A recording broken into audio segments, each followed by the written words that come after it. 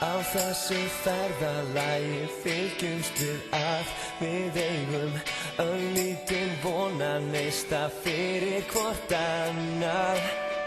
Í ljósum mánaskini veljum mér stund og segi ég myndi klífa hæstu hæðir fyrir þig. Ég væri ekkert án þín, myrkrið hverfur því að lífið yndislegt, sjáðu það rétt að byrja hér.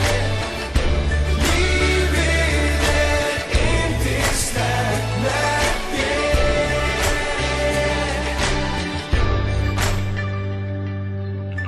Blikandi stjörnur skína himninum á.